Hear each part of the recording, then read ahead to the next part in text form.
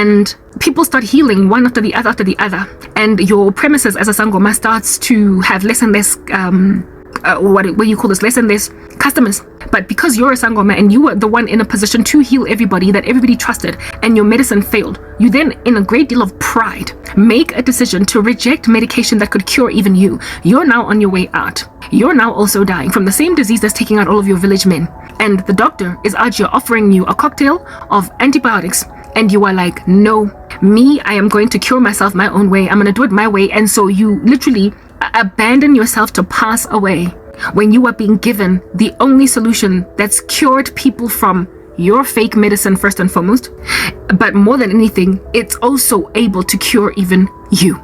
That's what is going on here in my channels. It is a whole bizarre exodus out of my subscribers, where I am delivering the potent deliverance of God, of my person, from years of suffering, persecution at the hands of wicked men and women who are coming to discover that I was never under their spells, just under a test the whole time. And because their witchcraft is busy hitting brick walls and bouncing back, sliding off skin like oil, instead of repent, because my God has been proven surely as true, they are leaving. Yeah, they are leaving. The loss of subscribers that I have endured the past month or two in my closed YouTube channel, in the sense that I'm not gaining new subscribers. I've been blocked. I explained to you what's going on, right? In that there is something that has been done at YouTube that took away, never mind my advanced features, but they've made sure that the only people that can see my content are my subscribers. The only ones that can see me are my subscribers. My stuff is not getting recommended to anybody new. The only way that I would ever get seen by anybody new on the outside is if one of my subscribers shared my video on their platform and it got seen from there, or if people search me and miraculously find my content. But in terms of recommendation by the algorithm, that's not happening. It is a manipulation, a physical act of sabotage by YouTube, by Facebook, by TikTok, by Instagram. That's what they've done. They've made it such that only those who follow me are the only ones who can see me. That's the kind of sabotage. The only place where I'm growing is X or Twitter. So with that being a thing, I can only ever experience a net loss of subscribers instead of a net gain. I used to think that the subscribers that were leaving me because they were watching me die and they didn't want to have to watch a woman die. Well, recently I've been uploading my breakthrough and my deliverance from the clutch of said death as that, and they're still leaving. So, okie dokie, I'm back after charging my phone. Yes, that's what I was talking about earlier, right? Yes, they leave. Guys, they leave. Like I told you guys, the kinds of blockages that are chilling on my YouTube channel, and the biggest blockage has happened as a result of a saboteur of sorts. And this saboteur is an individual that has got a Messianic complex where I am concerned. Like I told you, these people, these Kabelos and these Kinelwes, sometimes they know you in that they are friends, family members, colleagues, etc., etc. But sometimes they do this over complete strangers. And the one that has wreaked havoc in my life, go YouTube to essentially block me from not just the person who has pulled in a favor across social media platforms where I'm concerned, paid a hefty amount of money, bribery, to somebody chilling at YouTube. Umuntong Mazi, I don't know this person. I do not know them. I've never met them. They're not anyone of interest to me. But like I told you, these people, they come out of nowhere. Sometimes it's not always family members or cousins or whatever, or friends. Sometimes it's strangers that are just opportunely at the right place at the right time, there to help your agenda along. And you will ask yourself, guys, how did you know about my case? How did they love to be congratulated, heralded, appreciated, thanked. They love to have people sing praises to them, upload on their social media platforms just how grateful they are to Sir Who, Banbani brothers, Banbani Ebatu, sisters Banbani. They love to be Messianic, and they also adore the ones that are all up in micro. Like I told you, they're professing Christians, so they love to get praised in a Christian capacity. They love to call themselves, or to hear people calling them, God sent. They adore to be placed in a position to be the individual that ultimately harnesses a Christian out from some rat that Christian was in. They want to be Joseph's Pharaoh. They want to be Esther in the story of Mordecai, Purim. All right. They want to be Darius to bring out Daniel, or to meet Daniel at the Lion's Den, the level of interruptions that I'm enduring, I can't deal.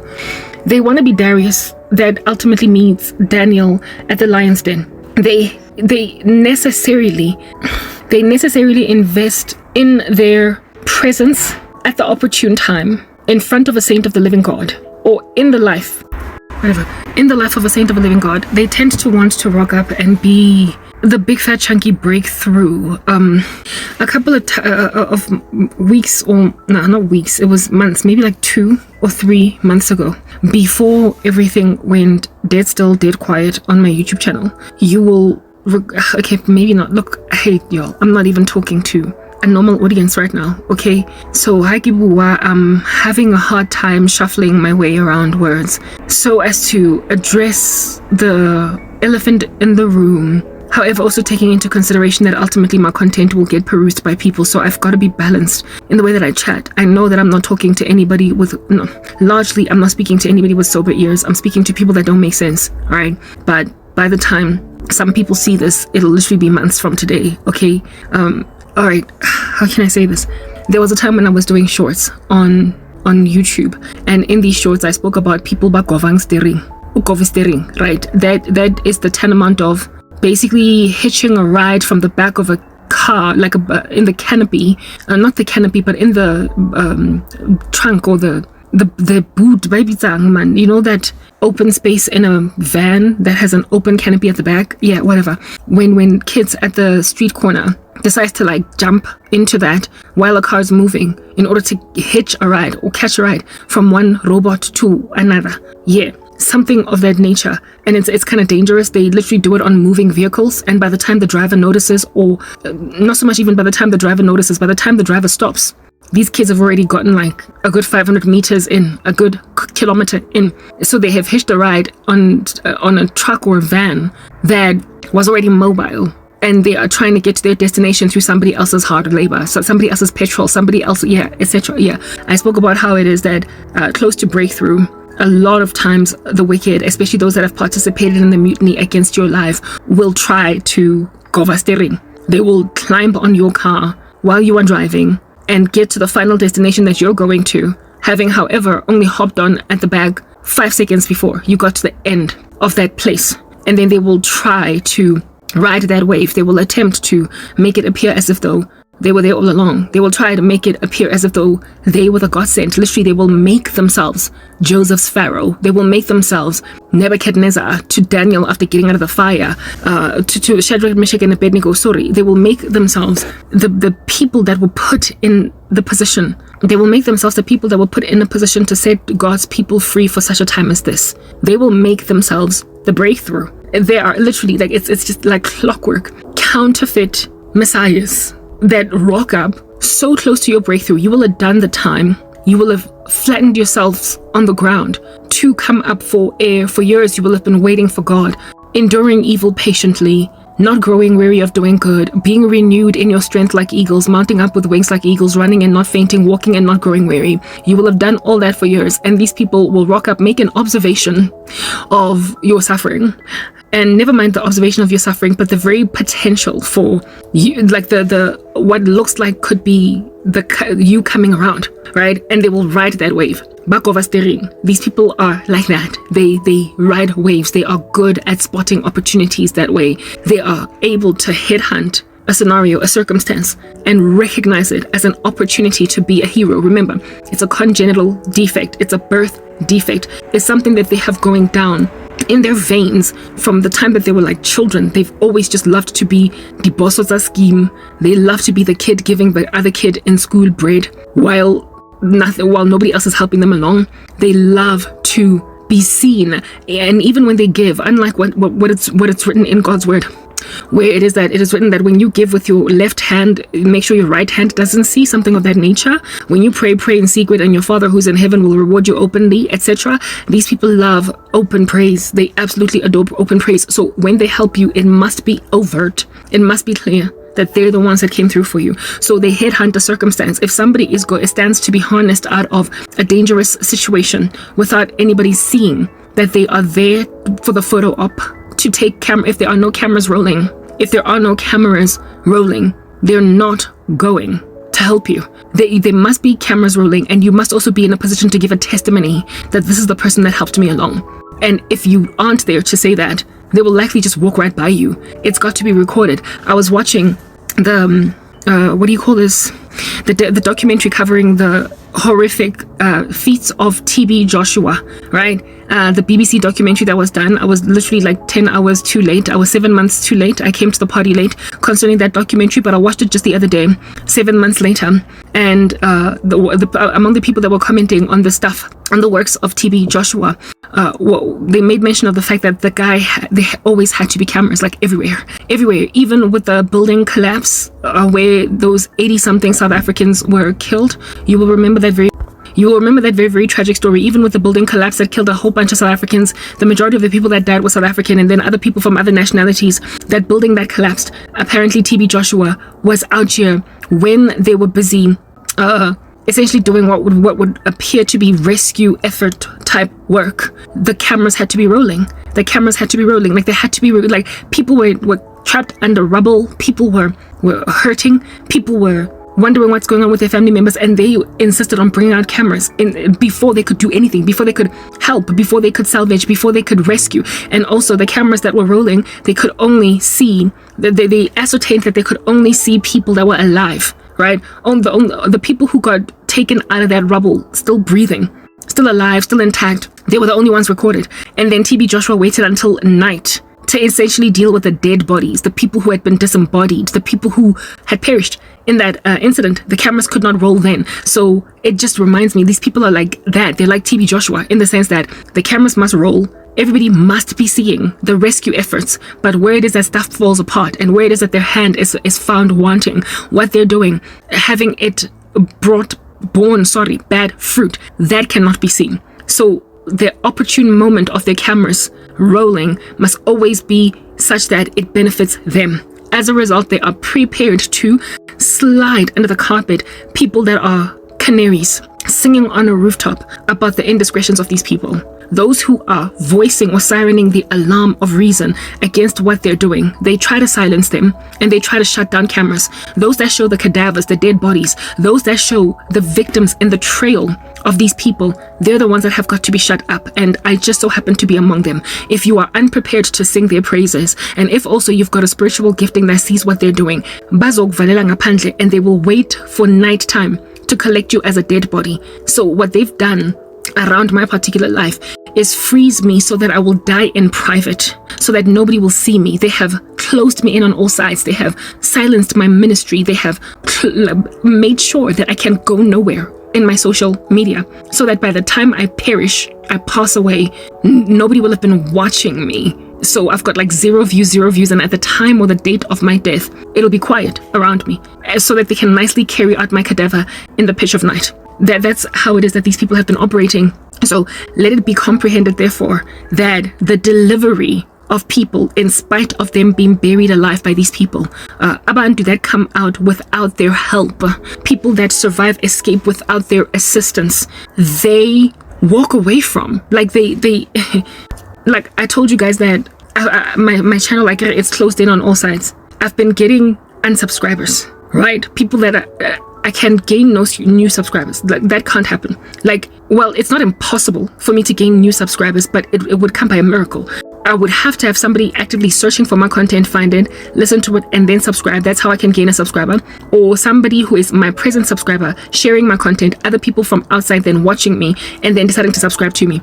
But the chances of that happening with such a small audience is very low. The subscriber to watch ratio on YouTube tends to hover in the single digits. Okay, the number of percentage of subscribers that watch a video every time it is uploaded of the person that they follow is negligible. All right, the majority of viewers of YouTube videos, it is like a whole known statistic. The majority of people who watch YouTube videos from beginning to end, that enjoy the content, don't like and they don't subscribe, right? So if at all you take away YouTube's recommendation to the world out there, you take away a person's views altogether.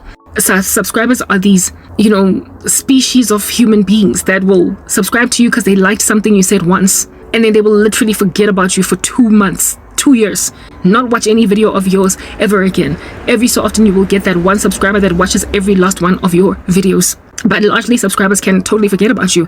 I have a dude that actually contacted me that asked me, where am I? I seem to have disappeared. I told you my content is only getting recommended to subscribers. And I told this guy that chances are you are not subscribed to me. You're one of those people that watch my videos from beginning to end, but you don't like and you don't subscribe. You just enjoy the content. So it's not being recommended to you because you're not a subscriber. So I had to go and tell him to subscribe if he wants to have my content recommended to me. And then he went back and actually did just that. So with me being shut out from subscribers, this was strategic. YouTube knew that that's how human psychology operates around content. They knew that if at all they can make sure that I am closed in on all sides with nothing but my subscribers, chances of any of my videos getting viewed are slim to none, because subscribers are, and they're disloyal that way. They are not loyal. Like in the worst way, they are not going to insist on watching your videos from start to end. What helps or proliferates a person's agenda along literally are outsiders out there that like watch your videos from start to end, whether or not they like them. Yeah, they could actually be really edified by your work, but not make it clear that that's like a whole thing. By actively liking, by actively sharing, by actively subscribing. That's how the stuff on social media works. So when you get subscribers, feel blessed, feel highly favored, because largely the majority of people that watch your videos are just gonna walk right by without acknowledging that they were hit in any way by them. Okay. Therefore, the likelihood of my subscribers watching any video that I upload with this closed loop is very low. That's why I'm getting 0 reviews. So the people who are watching me right now are those that are actively making a decision, an intentional one, to surveil me. They are monitoring me. They have a vested interest in what's going on in my case. They are a bunch of TB Joshuas and those who work for him. People that wanted the praise, did not get it, are irritated by the fact that I'm not prepared to give them acknowledgement for my rescue. They've wanted to rescue me, and then they closed me in on all sides, making sure that no one but them looks at me. So this work that I'm doing, like when I'm talking here, I'm speaking to just them. I'm speaking to people that I am aware are watching me, but they are making sure nobody else is watching me. And the only reason I continue to come here and speak at all is because the Lord has shown me that at some point my content will get watched. At some point, people are going to get off my chest. At some point, my videos are going to be left to grow. At some point, people are going to view these videos, but I don't know when, right? Mara, I guess the only way then that I can speak to that I can ascertain or hope that happens is perhaps maybe because God intends to use me to reach these people for sense to leave me go. They do not like it when people get delivered from them in spite of them. They are powerful, right? They tend to pull these strings. They're involved in dark arts. They're involved in black magic and what have you. And when they make an observation of a person escaping them anyway, they leave. They have this cowardly thing that they do. And that's why I'm saying I'm trying to reach them for Christ, because there is a burden in me concerning them, in the sense that, look, a miracle on Mount Carmel has been performed here in front of you. Like there is, the lighting, Lana, is just really defying me, like in the worst way. A miracle has been performed on Mount Carmel. Hey, Cat, how about you walk over there and switch on the light in a corner? A miracle has been performed on Mount Carmel at this present juncture. Okay, they have chosen rather to kill Elijah instead of rescue Elijah. And I'm trying to appeal to the fact that how under heaven are you letting yourself die? How is that even a thing? Why are you allowing yourselves to capitulate to a pride so exquisite, so as to ignore a God that has shown you that this is not going to end well for you? They cannot stand people who survive them to a point where they are prepared to literally abandon Thwart, abandon their big heinous missions to destroy something that they know they can't destroy. But instead of repenting, they just disappear. They know that these people are professing Christians, right? They were interested in me in the first place at all because they're always in church on Sundays. They are running Bible studies, etc. They've got a reputation for being alive even though they're dead. All right. So long story short, they have interest in spiritual activity, but they're not truly interested in God Almighty. And they can tell they're in danger, but they're carrying on with the silly behavior. The guys, like I said, I thought at some point that the people that were unsubscribing from me in this closed loop that can only ever result in a net loss of subscribers, I thought that I was losing subscribers because I was dying in front of people. And Nobody wants to watch a person die, so they left because it was just too painful to watch. However, recently, I've been uploading very uplifting content, and my intention has been to snatch, even if it is possible, these guys from the flames. I've been literally gunning for my enemies because they're lost and they're going to hell, and they have participated in the mutiny against the body of Christ. They're in a great deal of danger, and they're the only ones that I am frankly able to talk to right now because they have made sure that I'm closed in on all sides. I am not afraid that I'm going to be blocked forever because God is the one that is in control at the end of the day as to what happens. But if the Lord sets me free in spite of their obedience to him and them move out the way, they're going to be moved out the way by death. So this here is an urgent message of repentance to them, to tell them, repent or you will perish, because you can't sit on prophecy and on me and people like me without God moving you out the way. You save your souls and you save your lives and you get to keep them when you respect that God has shown you that he is God. When God has displayed to you that nobody can curse those whom God has blessed. When the Lord has proven to you that he is king. You do best not so much to defy him to the nth of yourself or even walking away, but to join us. Like, if you can't beat them, join them. That's the thing that I'm trying to say over here. I am trying to speak to the tanamount of Bisola. You know Bisola, one of the women that used to work for TB Joshua. She turned around and repented even though she was a mutineer against all of TB Joshua's victims. Like, you can't keep on wreaking all this havoc on the ground against people who, like, Bisola was used actually in recruiting many of the victims of TB Joshua into that space, knowing that they're going to get hurt. Her and that other guy, Adama, I forgot his name, right? The two of them were like pimps out there recruiting prostitutes for TB Joshua. And both of them repented because they made an observation that it yields no fruit to stand with a mere mortal who claims to be God versus those that have been delivered from him. When the boulders came tumbling down the mountaintop from TB, on top of TB Joshua's general thing that he was, people who were like his victims and also his skivvies saw that it does not do anything for me to hold on to this man. Like, when the Lord brings low the structures that you have trusted all this time, why in pride are you holding on to what little fragment of reputation remains when you are facing eternal condemnation? That's the thing that I'm talking about right now. Whoever is walking away from me on YouTube, I initially thought it was subscribers that was scared to watch me die, and maybe it could be, but I have started uploading uplifting content that is displaying my breakthrough, and I am losing subscribers still. People are still leaving me. Why are they leaving? It's the way that these people are. Bajwalo, do you understand? They would rather, like, they've got a whole, I'd rather die than admit the truth. I'd rather die than vindicate Karabo. It's not about me. This is not about Karabo. I am not the person here that stands to gain pride and glory and exaltation. It is about the fact that your souls are in chains. You are lost. You are going to hell when you die. And I have been a messenger of God to try and eradicate people from doing that. I am doing everything in my power to snatch, if it is possible, some even from the flames of hell. That's been the only job I've been doing this entire time. So to respond to your conviction of sin by giving your life to Christ is not a favor to me. It's not a favor to Karabo. You're making this about human beings, and that's why you're in danger. You're making this about people. Like, you're at loggerheads with mere mortals, while you are completely separated from a holy God that can crush you under his foot, condemn you eternally. And for the sake of not vindicating his saint, you are staying in the dark when the Lord has displayed through that Christian that you are not safe. The Lord has made it evident through Karabo and whomever might be his disciples on the left and on the right of you that you aren't safe in this condition, and you hold on to it. What is it going to take for a person to discover that literally I am perishing and I'm going to hell, all in the name of pride, rather than let Karabo win? It's not about me winning. At the end of the day, I've already won. I won the day I gave my life to Christ. 13 years ago, when I got born again, I won.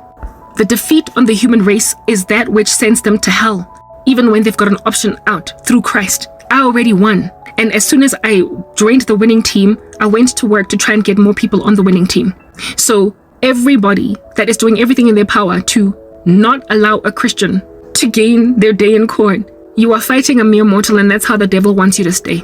The devil wants you to keep on pridefully refusing to let Karabo win, when Karabo's already won. Satan is succeeding to send you to hell through an uninformed and misplaced pride in fighting a mere mortal, instead of wrestling with her God, that he might bless you at the end of that fight, like Israel, like Jacob. The war you are in here is with Jesus Christ. It is with God, your creator. It is not with his servants. No matter what we look like, no matter how we might come across, how we might register to your members, at the end of the day, you are fighting mere mortals, creations, while you are at comprehensive odds with their creator. That's what I'm getting at right now. You're fighting Jesus Christ because you are at war with Abel as Cain. You can't stand his servants that are doing better by their souls because you are still at odds with God. You are condemned already, and you are facing an especially exquisitely hot hellfire because you were close to the light and yet rejected it. What is going on over here is the condemnation of souls while they are latching onto a pride concerning people that they don't want to let go, because over my dead body before I will leave Karabo to thrive. It's not about me. It's never been about me. It's been about your lost state and Satan keeping you condemned and God trying to snatch you out even through that very Karabo. Here it is that you have made me rap on and on and on and on in a ministry, for crying out loud, that is going absolutely nowhere online, that you might be opened the eyes of to recognize that, frankly, I will still be proliferated in spite of you, but the fact that God has kept me chained under your sabotage and strings that you pulled is for your sake, because the moment he sets me free in spite of you, that's when you get thrown out the way, kicked out the way, shoved out the way. And when you get shoved out the way, you die. When you get shoved out the way, you die. But when you walk out the way, you get to save your lives. I am literally warning you to do better by your own souls. You don't want to just go to hell for mahala. For what? When God proved to you that he is God. He delivered me. The dreams that I keep on getting, it's like, Batum, is this a return to the drawing board? Are these people seriously that super naive? Are these people seriously that super naive? Or are they thoroughly imaginative that somehow they can just keep fixing what isn't broken? Yes, guys. Bottom line is there is an exodus. It's not a mass exodus, not yet. I don't know if it's going to result in a mass exodus. I don't know if I'll ever get to a point where I've got like half the subscriber numbers that I have. But why did these people even subscribe to me in the first place? I've got enemies that aren't subscribed because they indeed have it in for me. Mara, they keep watching my content. They keep on clicking on my videos, like people from my old life, former colleagues, etc. They would never ever grace me with a subscription. They would never ever go out of their way to click subscribe. So if at all you have clicked subscribed on any of my channels, you are a person that at some point was a professing Christian. You are exactly like not Gidi Boni, but Ginelwe. You are exactly Ginelwe, and you are also exactly Kabelo. You are a person that I want to go use the bathroom because there's just like all this strange activity going on outside that's causing me a great deal of disquiet. Yeah, okay, I had to use the bathroom again. Yeah, you are Kabelo or Ginelwe, the kind of person that are happy to be there for someone that is really going through a lot, like someone that is just suffering, like their life sucks, like everything is falling apart. They're getting a divorce, their job, nothing is working out over there, their children are unruly in school, or one of them is coming down with cancer. Okay, you don't really come down with cancer, but like, you get my point. There's just so much calamity going on in this person's life, and you're always just there to give them hand-me-downs. You're always there to bless them with groceries and essentially make like a little Santa Claus all up in their grill every single time, rocking up, giving people presents that frankly only just, send a letter to like the North Pole or whatever, given that the heart is indeed that cold that dwells inside these people. You don't want people independent. You don't want people okay. You don't want people thriving. You don't want marriages succeeding to a point where you will literally sow discord between husband and wife just so you can be the friend pampering your girl when she's going through a lot with her man. That's these people. So therefore, they will subscribe to your channel on YouTube. They will follow you on TikTok. They will follow you on Instagram. They will follow you on Facebook. They will add to your numbers. Indeed, they will do just that because they love to act like members of support. The guy from America, for instance, is a Kabelo in the worst way. He's got a Messianic complex in the worst way. He's got a hero complex in the worst way, right? He was at some point in the very beginning of me returning back to YouTube. I mean, I've been on YouTube for 10 years, but I had taken a break and been underground for a minute. This dude was the only person watching my videos. He was liking them. He was the only, like, there was always one like with every video that I uploaded. He went out of his way to even press that notification bell to make sure that he knew what new video I was uploading, that he might watch it all from beginning to end and like it. And so therefore give me commentary as to what in the world under heaven he listened to over there on Facebook. He, of course, followed me. Not followed me, but at the time it was a normal Facebook, the one where you get friends instead of followers. It wasn't a page, it was an account. He did indeed just that, friended me, and then liked everything I would upload on Facebook, like every comment, every post, every status update. The dude was liking it, but he was the only one. How was he the only one? In the very beginning, before he started to manifest effects of a negative nature against me, I was getting followers, I was getting like new friend requests, I was getting likes on YouTube. In the beginning, I was being watched by more than just him, but then it suddenly went dead quiet and frozen on me. In other words, this dude started investing in sorcery, witchcraft, to make sure that there is no traffic coming to my YouTube channel. He bewitched how many friends I make, if at all, on Facebook, all that jazz. He wanted to be the only one. Kinelo is like that. Kabelo's like that. Wanting to be literally the only person looking at you. I've already lamented against this. They are what would be the tenement of a Hegelian dialectic, so I really don't want to get into length in describing the marvelous feats of sabotage that Kinelo and Kabelo walk in concerning their victims. First, they start out manipulating things in a person's life in a physical capacity, but the moment they learn witchcraft, they then become saboteurs in this light. They are megalomaniacal in the worst way. So do not be fooled by their subscription to you, their following of you, being the only person to support you. Because when you look around, honey, they're the only ones there for you. Only ones there for you. They will literally ward off the rest of your crew of girlfriends so they can be the only one there to hug you when you and your husband are always scratching each other's eyeballs out. They will want to be the only one there to comfort you when your boss is giving you grief at work, and all of your friends will strangely be aloof, disconnected, disinterested in your struggle, in your plight. Everybody else will be made to be less serious about your very serious situation. The condition of your loss will be inappropriately responded to by everybody. So essentially, they're into hard knock sowing of discord between brothers. They will break you up with all of your other friends. They will ascertain that your colleagues don't relate with you so much concerning your issues with your boss. They will make sure that your husband acts awry. Witchcraft, unfortunately, is the dizzying, mesmerizing work of global citizens that don't know Jesus. If you are not born again, you very potentially can be taken by the tsunami of witchcraft. You can be influenced by it. So if this person bewitches you, your ecosystem will be affected to treat you the way that the witchcraft will have you be treated. And the only people able to successfully resist the sorcery are Christians. And according to the scriptures, we are few in number. We are rare.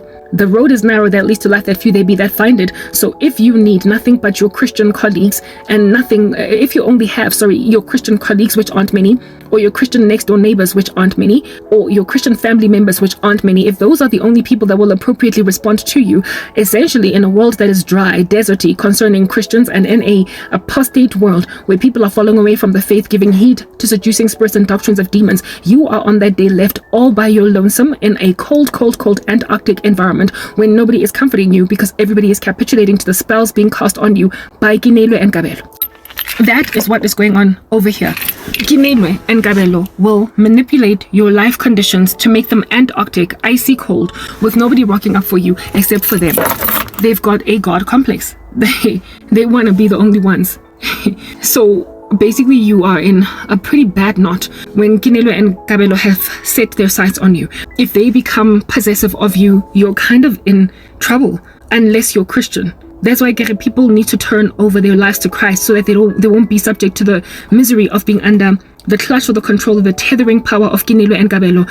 And from what the Lord has shown me, there's literally so many of them. There are so many of them, literally millions. Okay, they are everywhere. They are in our offices. They are our next door neighbors, their family members.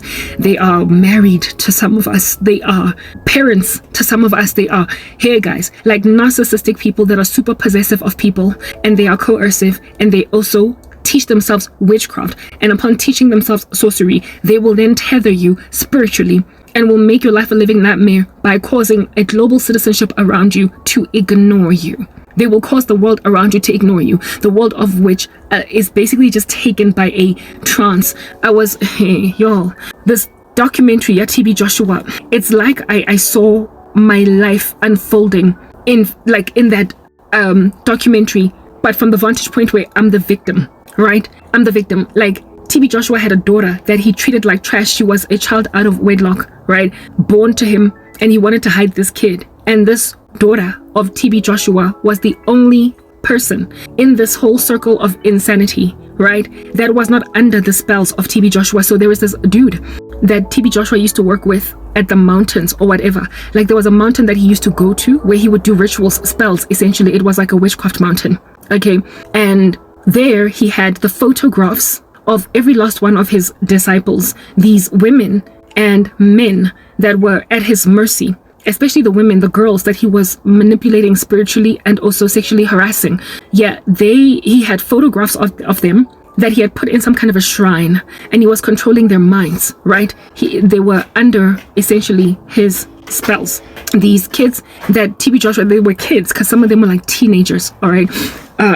These kids, Baga TB Joshua, they were not TB Joshua's kids. He separated them from family, from friends. He made sure that they could not contact anybody. Like, Papa, the way that these people work is exactly like that. They will separate you from family, they will separate you from friends, and then they will put you in a trance, a spell. According to this man at the mountain that used to work with TB Joshua with these rituals that in and of himself, I believe, repented. Okay, so basically the expose happened as to how these occult practitioners literally clutch in a very mesmeric capacity a horde of individuals to ignore what is basic reason and basic soundness of thought. Okay, this man spoke about how it is that TB Joshua would bewitch all of these girls, but the photographs of his own wife, basically his own family members, were not under spells. They were not under his spells. So all these kids, all these women that were in TB Joshua's house, or like little scone mansion, whatever you want to call it. One of them is actually a chick that went to my high school. Okay, they were mesmerized. They were in some kind of a trance. They could not see what is right. One of the girls interviewing them spoke about how it is that he grabs a person that's generally a good girl and turns them into a monster. Spoke about how TB Joshua turned her into a monster. How did TB Joshua turn her into a monster? He made her blasé, nonchalant, and apathetic towards the right thing to do. Like, one of the girls got raped by TB Joshua, right? And she was a virgin, and she confessed this activity to one of the other girls that was also a victim of his sexually. And the girl sang like a canary. She literally reported it to TB Joshua on somebody singing like a canary that you're raping her, but like you're also his victim in that regard. Like, people get put in a trance to be that way. It is spiritual. It is messing with people's minds to ascertain that they cannot appropriately respond to certain stimuli coming in. Spiritual manipulation. And those that can fall under the spiritual manipulation are not born again. It's people that don't have the Spirit of God, able to therefore essentially dodge the fiery darts of the enemy. Mind control spirits that rock up and take over the way that people think, and then walk in a tribal mentality, like a group think, where it is that which is obviously right, if at all you were in your right state of mind and sober and not under spells, you would see it for what it is. But strangely, they can't see it for what it is. The kids that were held hostage by TB Joshua for 14 years, literally giving away 14 years of your life, to a point where you start out there as a teenage girl and you leave there in your 30s. I mean, that is insane. Do you understand what I'm saying? To give your life over to a cult member, to a cult owner, to a cult leader for 13 years. That is the stuff of witchcraft. These people were manipulated spiritually to leave their families behind and not contact them. They were closed off from the whole world, and they allowed themselves to commit abominations and essentially be what do you call this, whistleblowers for TB Joshua against anybody that would speak out against TB Joshua. That level of spiritual manipulation, it is a psychosis. Do you understand what I'm saying? So TB Joshua's daughter, this girl that was not under his spells, because he did not care to bewitch her. He did not bewitch his own family. He did not bewitch his own family. One day she boldly stood up against him, and they beat her up in front of all of these people. And these people just stood there, watched it, and did nothing, and did not imagine there was something wrong with it. You know, mindless drones, like the walking dead, literally creating a frenzy, a psychosis inside people, where it is that they will blatantly and flagrantly and overtly ignore that which historically they never would have ignored, and then snap out of it eventually somewhere in the future because the spell lifts or God delivers them or whatever, and then they realize that How in the world did I think that rape was okay, first and foremost? And secondly, how in the world did I watch heinous atrocities be committed against people in my presence and me not do anything about it? How did I not appropriately respond? That's what these people do to the ecosystem of their victim. They will literally cause the world to ignore when something horrible and heinous is happening. They will make mindless drones out of people using spells. It's potent sorcery. That's why people need to give their lives to Christ, that they might not fall under the tsunami of inappropriately reacting to external stimuli. Like, if a child is being beaten, appropriately respond. If a woman is being raped, appropriately respond. If a man is being incarcerated against his will without trial, appropriately respond. Like, be a member of society that is responsible, a civil servant that is going to appropriately react to the treatment or lack thereof, the misbehavior against your fellow man. We ought to have one another's backs like that. But these men and women manipulate, mind control, literally, people around their victims to ignore. It's like a whole thing. So what's happening to my life is essentially the work of the kinds of cults that are operating in mega churches by sorcerer pastors, sorcerer preachers, men of the cloth that aren't really of God, that get demonic powers from sangomas like Nana Kwaku Bonsami.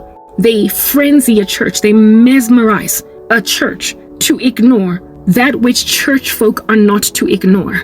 True religion is to take care of widows and of orphans. It's to have the backs of people. It's to love one another. It's not miracles and signs and wonders. It is love. That's true religion. And when you are ignoring the work of love in your ecosystem in favor of worshiping a mere mortal who is obviously lack in his character, do you understand what I'm saying? On that day, you must snap out of whatever you're into, realizing, therefore, that you are not bearing fruit, and also recognizing that you're not bearing fruit. See that this is not true religion. You can't, therefore, be truly born again. You're under a spell. It took 20 years to get TB Joshua on his knees. It took it 20 years to basically get his empire exposed and unraveled. It hasn't fallen apart, because there are still those who are happy to gather for themselves. It has not fallen apart entirely. There are still those who are happy to gather for themselves a great number of teachers to teach them what the itching ears want to hear, because after TB Joshua passed away, his wife is continuing the legacy, and the church is still teeming at the folds. It's still brimming. Do you understand what I'm saying? With parishioners, people are still going there.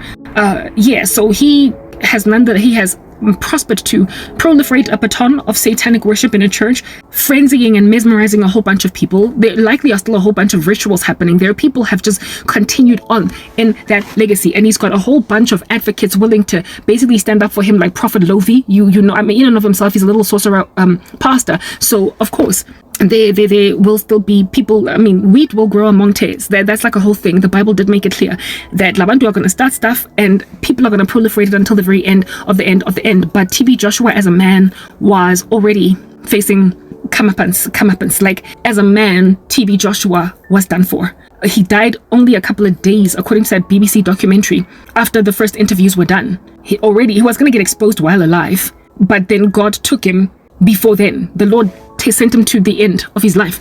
Before then, he passed away, and I do believe that likely God killed TB Joshua before that documentary could be released, because if at all God did not end his life, that man was going to fight for his fake earth reputation to a point of endangering the lives of all the people who came and spoke out against him. So God killed him to make sure that those women and men who spoke out are safe, and also that those women and men would come forward and speak.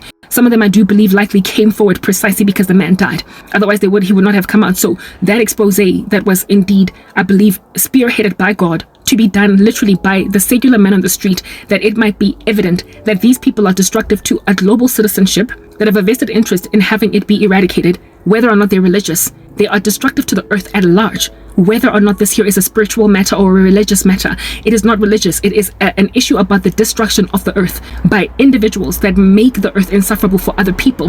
When you mind control people using spells, for crying out loud, you have got to be exposed on a global scale, never mind with it having religious nuances to it. So it had to be a secular body like the BBC, that it might be clear that these here are destroyers of the world, and not so much just religious fanatics or freaks and fella into Bible speak. It had to be clear that this is unacceptable even to the lay Jane and the lane Joe looking outside in. Anyway, which mind you was also the reasoning that Prophet Lovi tried to give for why it is that we as the body of Christ must not listen to that. He tried to say that secular folk covered that documentary. It is especially powerful precisely because it was secular folk that covered it. It evidences that you are tarnishing the name of Jesus Christ to the late Jane and the late Joe, to the late Jane and the late Joe on the street, who, mind you, God died for. The Lord died for the secular man that he might desecularize him, unsecularize him. The Lord died for the lost.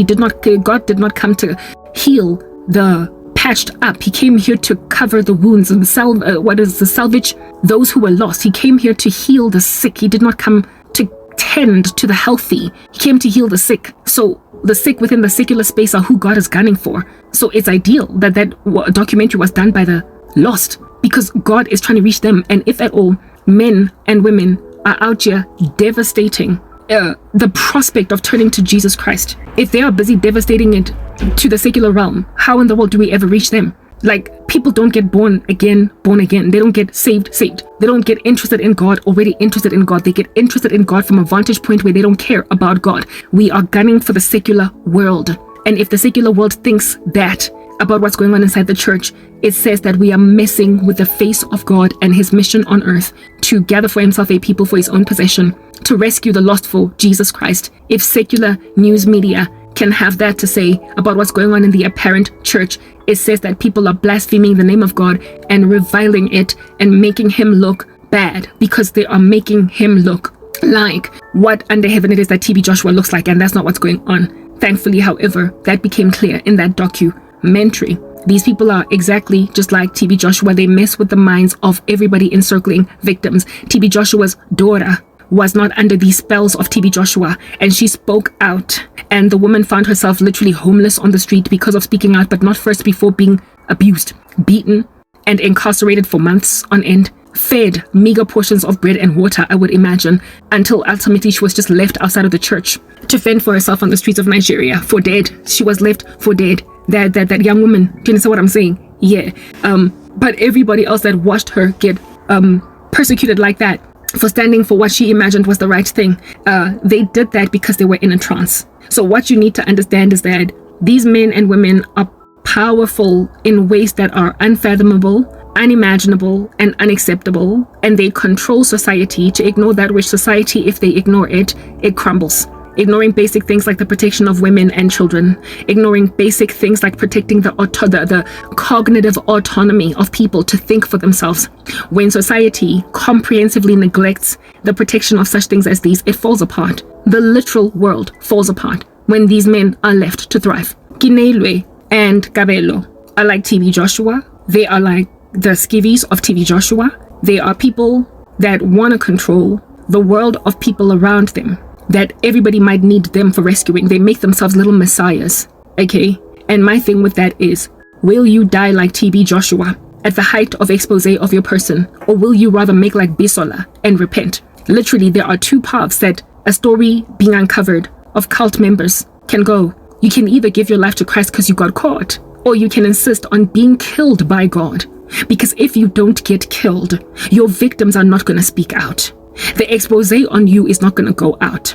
You can either be part of the documentary about the cult that controlled you until you controlled the world, or you can be the man that gets killed, because if you don't get moved out the way, no one will speak out. I am trying to warn you to not be TB Joshua, but rather be like Besola, to rather be like Agama or Agomana, I forgot what his name is, to rather be like all those duped and deceived young women that not only allowed themselves to endure sexual harassment for years, but protected him in so sexually harassing everybody else that came. They were victims, but as much as they were victims, they were also perpetrators, because whenever one girl spoke out against it, they sang like canaries and reported it. They were under trances, they were under spells. That's what I'm getting at. And you all need deliverance from this thing that has captured you and held you hostage. There tends to be some kind of a head of a snake that needs to be cut, and you have been following it. Will you still stay in your big chunky cults while doing this to people?